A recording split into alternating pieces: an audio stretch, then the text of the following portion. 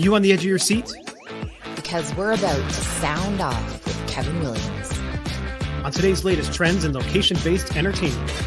Brought to you by the LBX Collective. Your community to connect, engage, and inspire. Alrighty, everyone. Let's buckle up. All right. Well, welcome everyone to episode number 53. As always, we're going to be diving today into the latest trends in business and technology in the entertainment space. And it looks like we all kind of made it back safe and sound. You are back home in a different spot, it looks like. I'm still on the road actually right now, and we're missing Brandon today. So a little bit different than the norm, but hey, here we are. Well, let's kind of kick things off here with your change my mind. Well, especially after walking the floor of the show, I have to ask the question, are tokens a dead end for the amusement operation? I guess I feel a little bit shocked that you're even asking this question, because I thought we had determined like a while ago that tokens were a dead end and that they weren't going to be used anymore and technology was going to be the way forward. But, maybe I'm misunderstanding. No, you're talking about, I think, sound off 12. If 12 or 13, if my memory serves me right, in which we were talking about is coinage. Should we still be using physical coins? And, the whole point about the Amusements, and if we remove all of that equipment, then that's less of a problem for us. But, I am really nailing down on the application of the token. Not the coin that goes into the machine, not the currency, but literally the token. Is it time that our industry embraces the e-ticket, the e-token, and removes the physical metal disc totally from our industry? Lays down a statute, says that was then, this is now. We have examples of industries phasing out this kind of thing. The trolley bus industry, or should we say the bus or the commercial carriage industry, the token actually comes from the trolley bus industry, really, where rather than using currency, the trolley buses used tokens so that they could control the number of people that had access to payment onto their systems.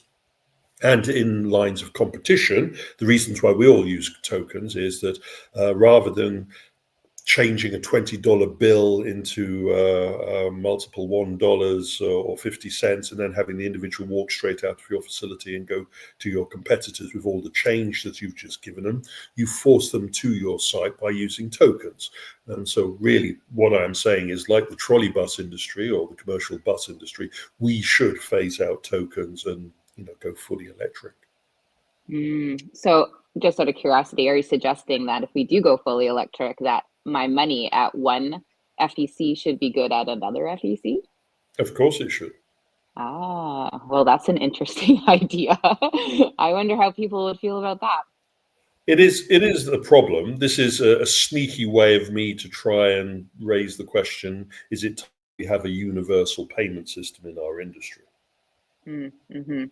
Very interesting. I like it. I think that could stimulate a lot of really good things in our industry, but I think I have a hard time believing that people would go for it. But the industry would be its own worst enemy, would not accept that. There would be many operators that would rather, pry it out of their cold, dead hands than actually embrace a universal payment system, no matter how much you present it. This is really where the associations would earn their keep, because, just on the back of a fag packet calculations, we could greatly increase the revenue generation from our industry if we had a universal payment model.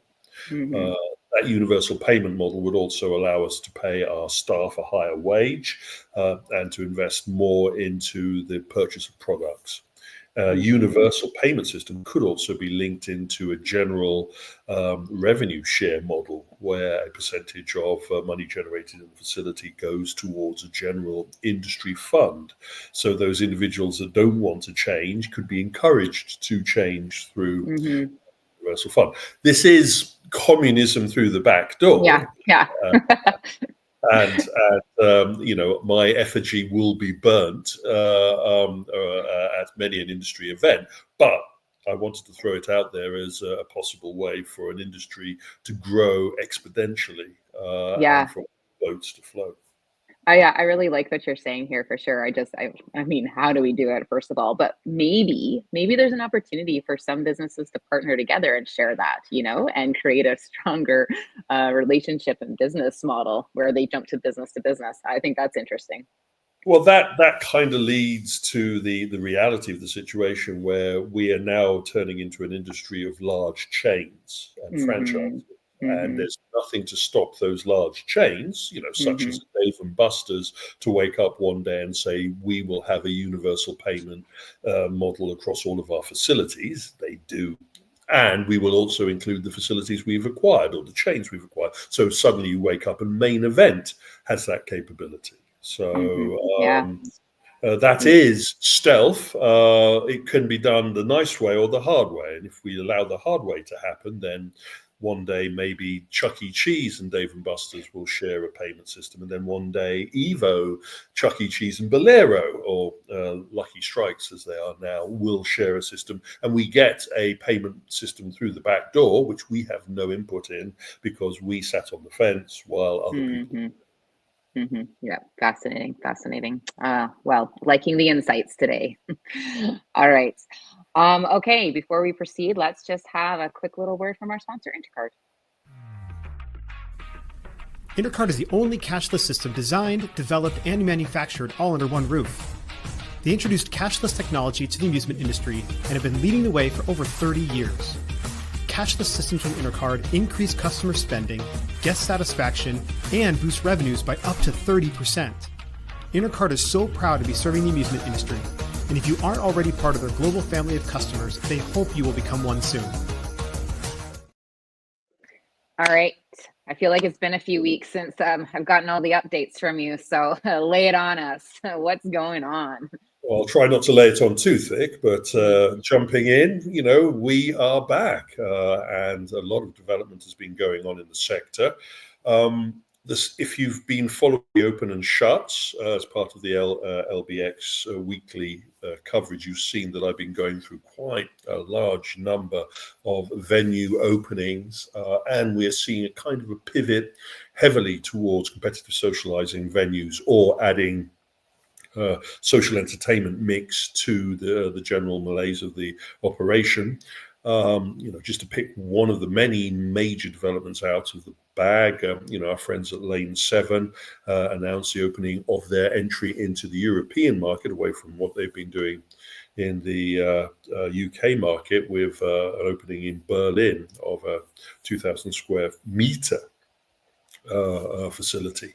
Again, heavy on the boutique bowling, heavy on the social entertainment, but now with a European mix. And we're seeing a lot of that kind of investment going on in the market. Some interesting trials and tribulations. I know people have been reading these news stories regarding Area 15 and finding it difficult to understand what's going on. The first story was that they sold the property that they were originally going to be opening up in Orlando for quite a considerable profit compared to what they paid. Then there was the announcement that they were laying off a number of their employees at their Las Vegas facility. And then we have the secondary pivot that they are now expanding their plans within their Las Vegas facility, and they have some announcements of some facilities that will be partnering with them, along with the Universal, along with what they're hoping to have, the John Wick's experience, the Haunted experience. They're now also going to have a space experience there. So I think it's best to say that Area 15 is going through a restructuring.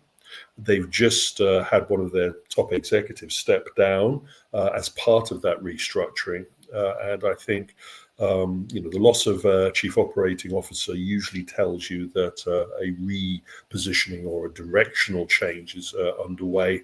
And I wouldn't be surprised if we don't hear more redevelopment from our friends at Area 15. It's not that they're in problems. I think it's more that they can see the road ahead and they want to focus themselves to be better positioned to maximize that. And if anyone is aware of what all of the new facility openings in Las Vegas over the last few months, knows that Area 15 is not the only game in town, and they're going to have to fight for their little slice of heaven. Christine, do you have anything to add? Well, the thought I just had in my mind is I know they let up that property that they had in Florida recently, so I just wondered if that was all tied to that as well. So they saw the writing, not the writing on the wall, that's a terrible phrase, but they could foresee the future and decided that this really wasn't the time to make that expansion, so that's why they let that property go then?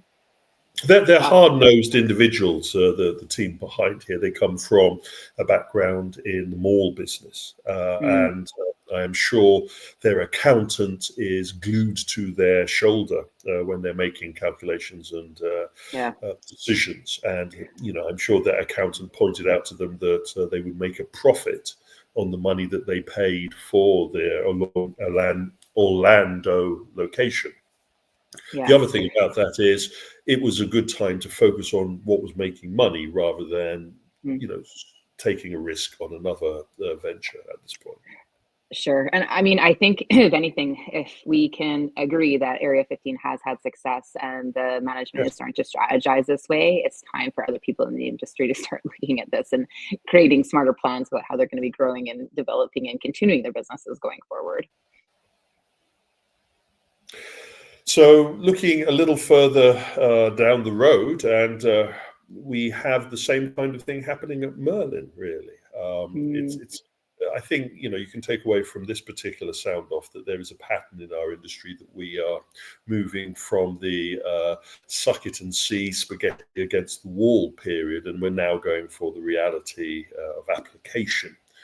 So Merlin Entertainment turned around and made the announcement that they're going to be opening up a number of venues as well as attractions within their park based upon the Minecraft the world's most popular video game. I think Minecraft holds the Guinness Book of Records, took it from Tetris some time ago. What that means is that what it says in the marketing blurb is that the adventure will be made real. A phrase that I've been throwing around a lot, especially during IALPA, is phygital, physical to digital, taking something that is a digital entertainment experience and making it a physical experience.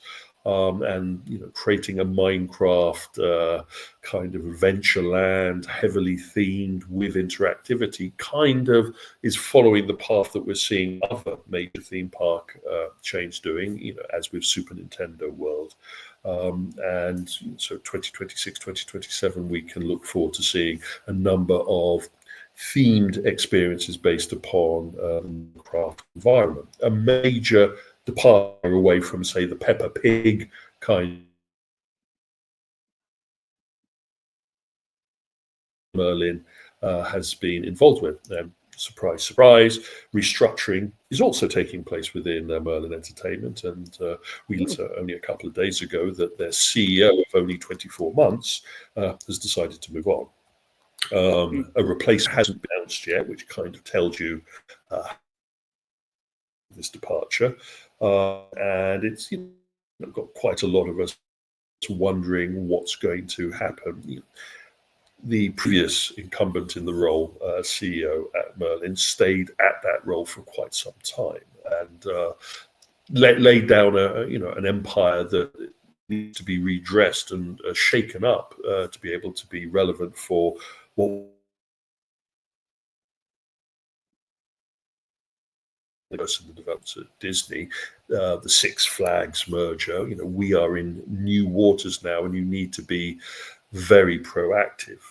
And many questioned if Merlin had, with that particular hiring, the go-getter attitude. Whatever the reason, as you can see from the share market didn't seem to act violently to the news of the departure. Hardly a blip compared to other developments in the brand. So I think the Merlin brand is strong. It's just that they need to restructure themselves to be in the best position to maximize, understanding that they have the Lego property under their wing and they have other developments that will be rolled out in the coming months. Mm-hmm.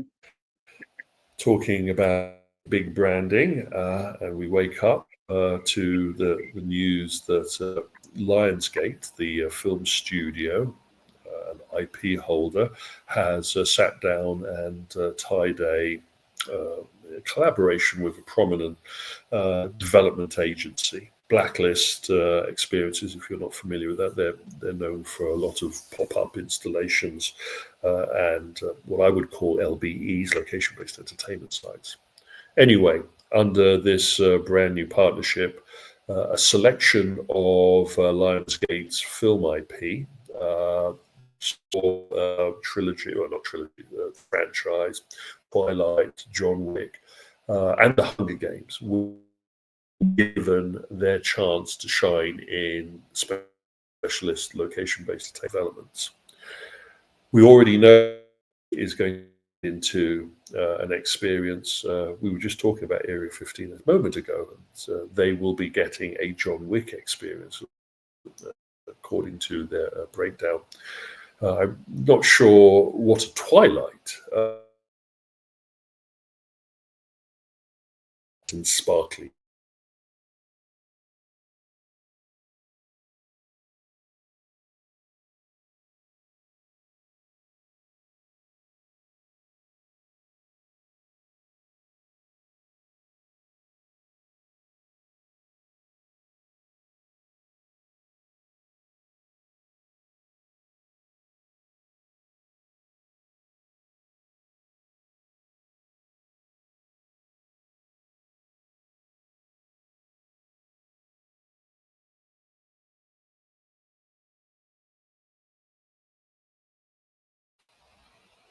That was a hard crash.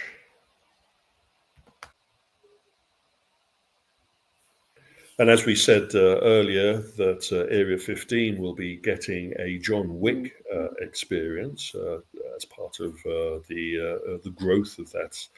I don't know how the other LBEs will be that use this IP.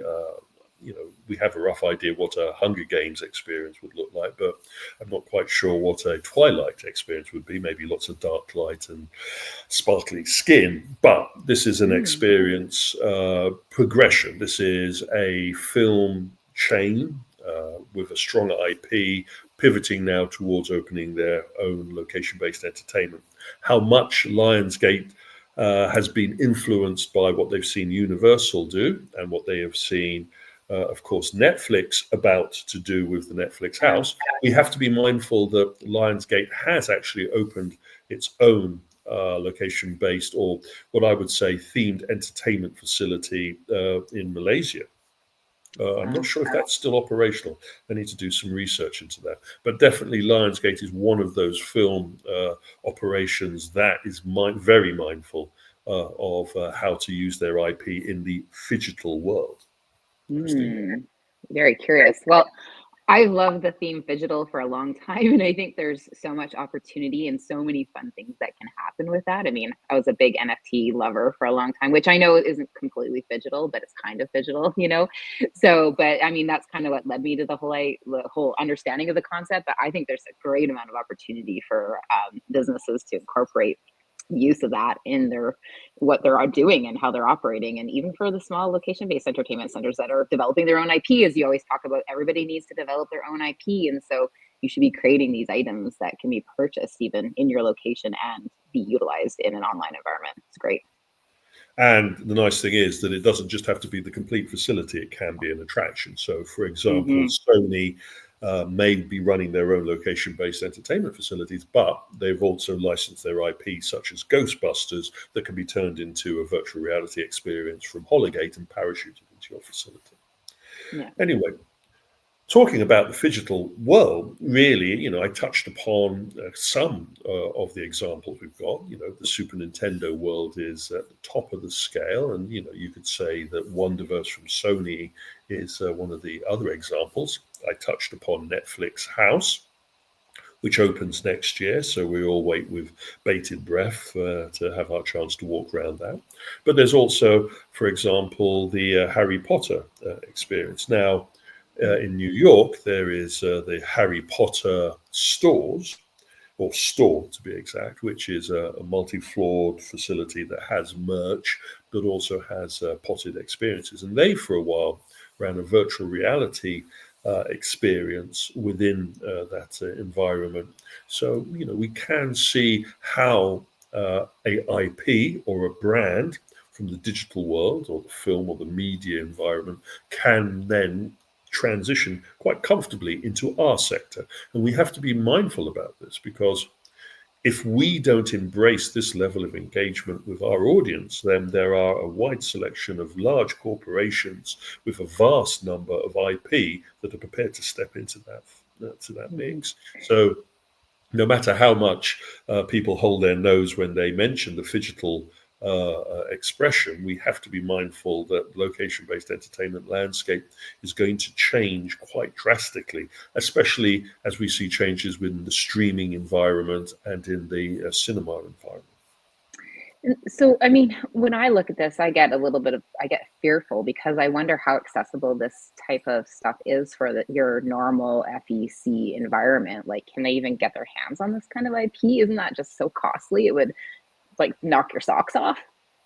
They're not going to get their hands on this. The closest they're going to get is to pay quite a large amount of money to have the Ghostbusters experience from Holligate in their facility, or pay a large amount of money and license the Warhammer 40K Space Marines experience and have it in their facility. That's the closest that most conventional operators are going to get to a phygital environment, unless they make it themselves. And as we said previously, if you're prepared to undertake the roll your own brand, then you can make it as phygital as you want. But I would argue that it's going to take a lot of experience and a lot of skill set to be able to take the knowledge set that we see being applied in the crossover location-based entertainment sector towards the convenience of the traditional family entertainment center. Painting your ceilings black, having the glow-in-the-dark carpet, and buying a couple of licensed redemption machines is about as phygital as most operators are going to get in our sector, until a big, bad, large, maybe Netflix House or a Wonderverse opens up in their backyard and eats all of their profits. So there is a strong danger that if you don't undertake the restructuring that some of the companies I was mentioning previously are preparing to do for the coming change in this market, then the revolution may just roll right over them. Yeah. And that revolution continues, and the restructuring continues. We wake up again to the news that Bolero, one of the largest leaders in location-based entertainment venues, from the bowling, the water park, and the family entertainment center sector, they made an acquisition a few months ago of the Lucky Strikes chain, and then surprise, surprise, they like the branding so much they've changed the whole name of the company or the operation to Lucky Strikes. And I wouldn't be surprised if we're not going to see this branding follow also reinvestment across their 360 odd facilities internationally, or in North America anyway, specifically. And if this branding is also not going to be front and center in a new way in which this operation is perceived in the market. Say a few months ago, if you'd said Bolero to many people, they wouldn't have known the impact that this entertainment chain had in the market. So I wouldn't be surprised that the Lucky Strikes name is going to become very prominent, front and center of their ambitions. So moving from the ruminations in the industry to the tech that's been seen, and obviously IALPA gave us a lot of opportunities for tech, but some of the stuff had already been seen prior to the Orlando event. Some of it we'd seen at the Amsterdam event, but also these things have been happening in the background. one of those little surprises that caught a number of people off guard was the transition or the creation of a brand new version of the highly successful Rabbids VR experience. The big change being that LAI has replaced the HTC headset, which has been the bane of a number of operators' lives regarding this successful platform, and partnered with DPVR. Used to be called Deepun VR, a Chinese virtual reality headset company, one of the oldest of the VR headset companies of this current generation, and one of the most ubiquitous. Deepun's headsets were used across most of the Chinese VR developers of the previous generation. And the company has been working very hard to create an international presence, and have been working very hard also to associate themselves with us in the location-based entertainment market. It will be interesting to see how many operators of virtual rabbit machines will go for the full upgrade and replace their HTC headsets for the Deepun selection. And it will also be interesting to see if our friends at LAI don't have a new virtual reality system in the works that may be utilizing this headset and offering them a higher level of reliability. But again, it's a bit of a wait and see position there. Mm-hmm. Deepun has been keen to underline that they want to be the leading international headset manufacturer rather than just the Chinese territory leader. And they've made some announcements of partnerships with other manufacturers of VR products. Ultraleap, I'm more familiar with this company from a Chinese perspective than their European positioning or their North American positioning. But again, they've made the announcement that they will be exclusively using the DPVR platform on all of their VR systems going forward.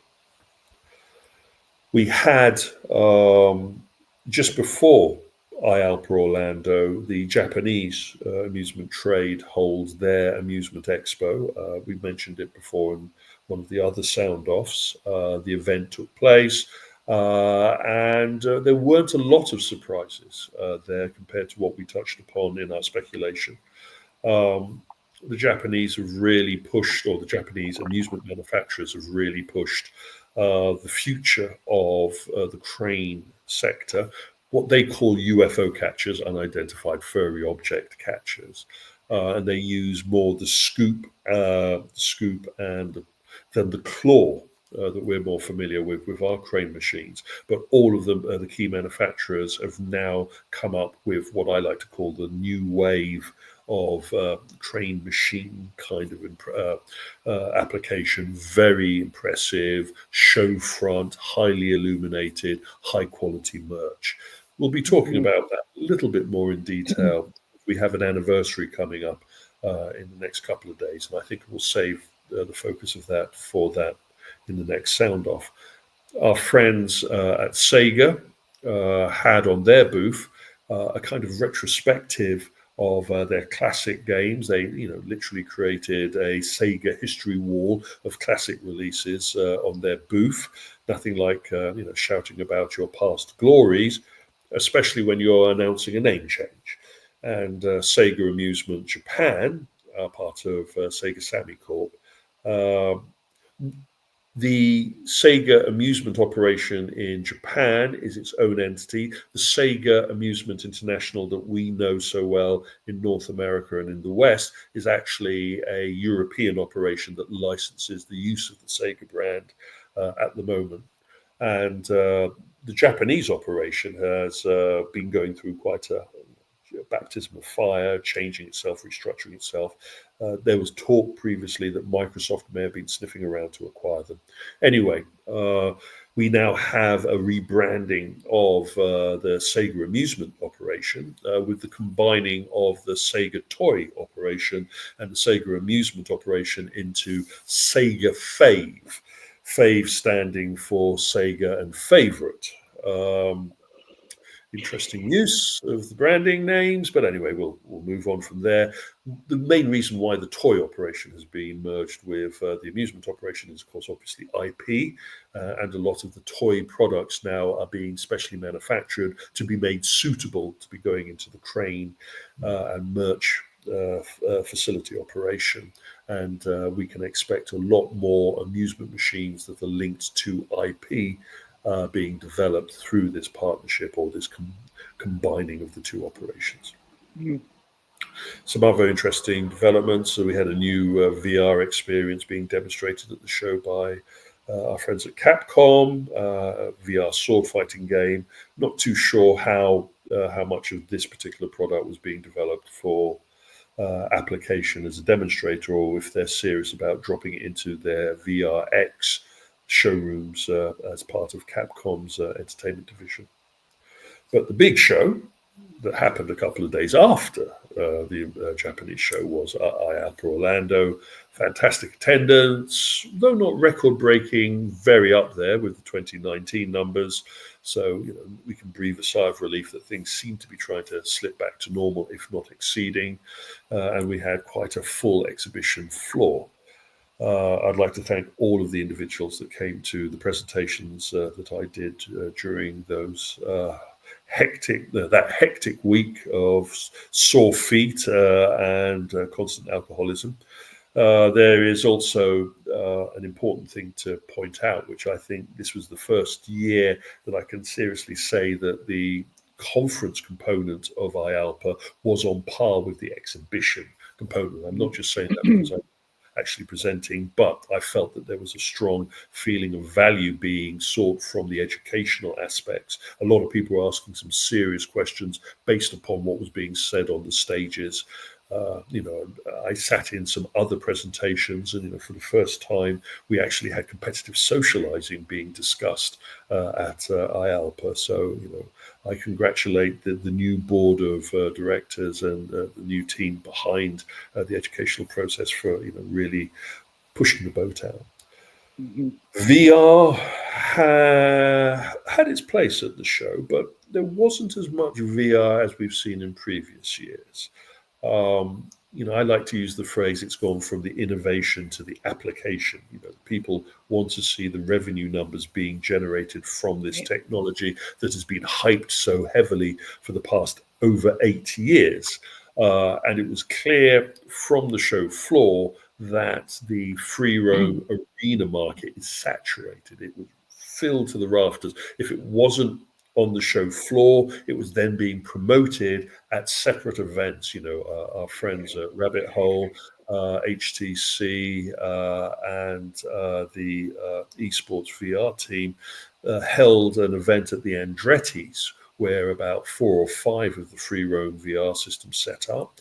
We had the new products from Hologate, the new applications from Vex Solutions. We were inundated, our friends from Hero Zone VR, Creative Works with the success that they've seen with their Limitless. All of these companies were showing multiplayer free roam VR systems. And sadly, not all of these systems can survive in a crowded market. So, I'm expecting that 2025, we will see a major shakeup of the number of VR free roam systems we have in the market. I'm not saying that they'll disappear. I'm just saying that we'll have one ring to rule them all, possibly. And whoever are the successful survivors of the iceberg impact will have quite a very busy period in front of them as operators finally bend the knee and embrace the latest technology. Speaking of the latest technology, I'd like to do a shout out to our friends at Zero Latency. They invited us to an event that they had where we got a chance to play Space Marines VR. And I have to say that they raised the bar very high in that sector. I would put it down as one of the best free roam VR experiences that I've tried this year. And I think the IP worked very well. Again, going back to what we were saying about IP, It added a lot to the experience. It created a very compelling universe to battle in, and overall, the game was extremely enjoyable, especially from a competitive socializing point of view. It allowed all of us to have fun together. It allowed us all to communicate and to play together.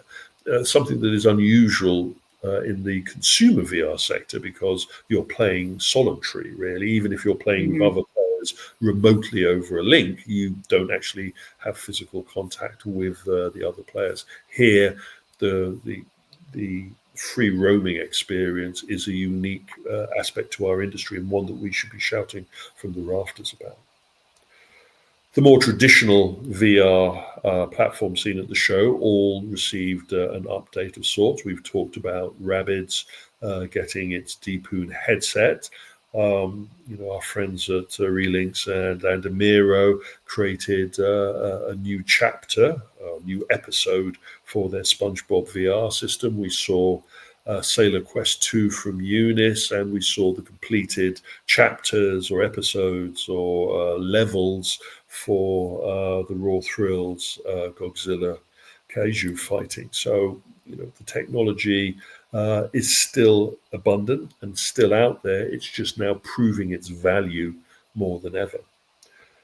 I actually got to try my obligatory every 4 or 5 years. I jump in a pool outside of the IALPA facility for the chance to try the wet VR experiences. Our friends at Ballast with their Dive VR water-based VR experiences had their latest version. They had their Dive Plus system as well as their standard Dive VR systems. And they are compelling. They are great. I don't know why every hotel swimming pool doesn't turn themselves into an arcade and have this VR technology added to it. I am not going to be surprised in the bit that to see a lot more water parks and flume venues now biting the bullet, seeing that the technology has proven itself and adding a water VR experience to their mix. And a number of the clients that I'm working with at the moment are all now, understanding that the time is right for them to jump on this bandwagon. Maybe that tells us a lot about this industry. The last time I tried this was in 2019. And I said exactly the same thing then. My only concern is that now that I've tried it in 2024, that we don't have a pandemic in 2025 to mean that we have to wait a little bit more for this technology to take off. Christine? Yeah, I mean, I think it's fascinating. I hadn't heard back from you if how the experience had gone and if you really liked it. So was it fantastic? Was it all aligned? Did you feel weird being in the water floating around? What was the actual outcome for you? Yes to all the above. I felt weird, which is part of the aim of the game, really. Yes. Negative buoyancy experience is very, very unusual. And once you get used to the snorkeling VR experience, then it becomes second nature, and it becomes very compelling. You relax about it. I always do this on the last day of the show because I don't want to be too mellow walking around the rest of the show. It's a great way also to soothe my poor aching feet in the pool. The Dive Plus system is where you're holding onto handlebars and water jets are blown in your face in synchronicity to the virtual reality experience that you're doing. All of these work very well. All of these are hardened and proven technology now. The only thing that I would say is trying to work out how to mix these into your entertainment offering is going to be difficult if you don't have the setup for this. But if you are a water park, if you are a swimming pool operation, or even if you want to consider installing one of the water attractions that these companies are developing, then there's a compelling argument now to go away and do that and to be able to charge quite a high premium for this. Yeah, this would be great for like Great Wolf Lodge. I could see them incorporating something like that there. Perfect place for it.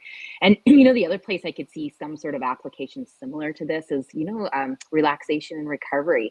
in the spas. And I mean, I think we've heard Meow Wolf was working, or somebody from Meow Wolf was working on a spa that had like the LED Yes. panels and the lights. That's coming. But even those little places where you go for a float and you get encapsulated in the little individual rooms or in those pods, I think that would be interesting to have the LED lights and have some sort of virtual experience like that happening inside as well.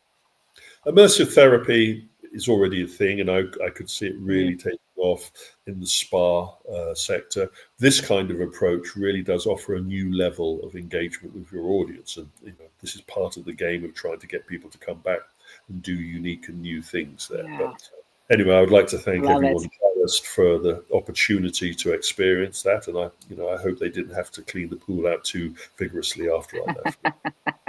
You did a full detox. Yeah. Well, maybe not a full one, but yeah. Not a full one.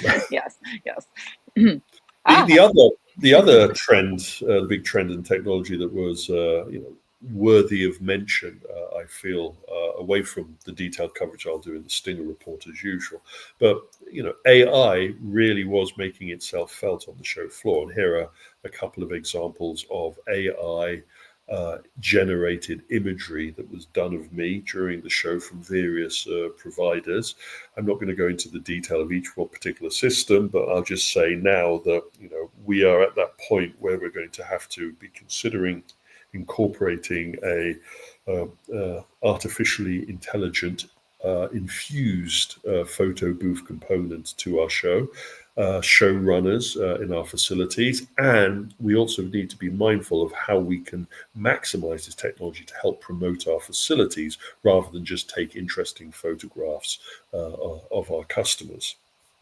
I am compelled by what was being generated. I was concerned also by what was being generated, by the amount of information that these systems are capturing and how that is being used. One of the companies I was speaking to made a point of confirming that they're purging all of the images and all of the biodata collected from their AI platform. And, I expect the customers to be smart enough to need to hear that type of thing when they're getting involved in using AI image systems such as this. One to watch. We're at the beginning of this process. How much of this is AI or algorithm infused technology? We can argue at another time. But again, I wanted to make a point of saying that the emergence of this technology has begun. The starting pistol has been fired on the show floor of the 2024 IALBA show. Yep.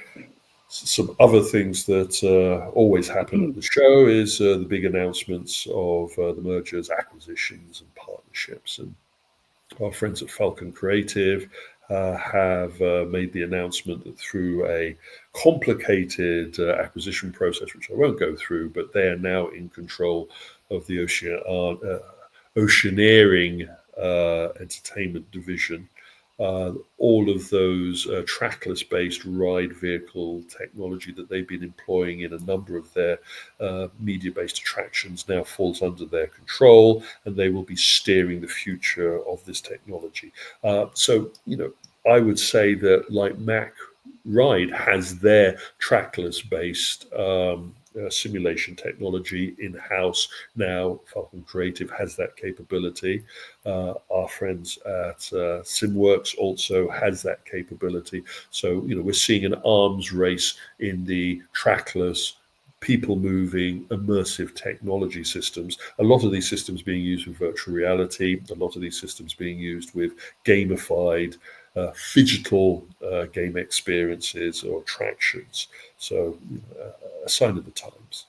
Our friends at Triotech had a number of announcements. They also won a Brass Ring award for their work in the market. But the big announcement from them was that they're working on a UAE-based attraction which uses new technology. And Warner Brothers Discovery Land, which is run through the Seven operation in Dubai and Saudi Arabia. That operation has commissioned them to roll out an attraction that uses a unique immersive display, so large projected screens at the moment. I'm not sure if they're going to migrate over to LED, sitting in a unique position, being moved through the environment on a trackless ride vehicle. You're seeing the pattern here. Very high level digital experience going forwards. And then finally, without going into the depths of all of this, we also had the application of, could you pause for a second? Pause. And so we come to the last, really, of the things there, without going into the details of all of the other minutiae that was on the show floor. The IPs, yet again. So we start talking about the IPs at the beginning of the sound off. We end talking about the IPs. We saw DOF Robotics showing off their Angry Bird property, and the North American market also got to see at the show the Angry Birds amusement machine from Raw Thrills. All I'll say is that really, the application of IP across the field of our sector is really taking hold, and we need to be mindful of how that is shaping our industry. Mm-hmm. Anyway, that's a brief rundown of what's been happening while we've been away. Any comments before we close? I mean, lots of good stuff. I guess my only one snarky comment will be, and this is terrible, with the US government changes, what kind of tariff stuff is going to get slapped on IP and all this other stuff that we need to be concerned with right now. So for another show? Another show. I think we'll need to dedicate, once January is out of the way, I think we'll need to dedicate, once we see what the real tariff impact is.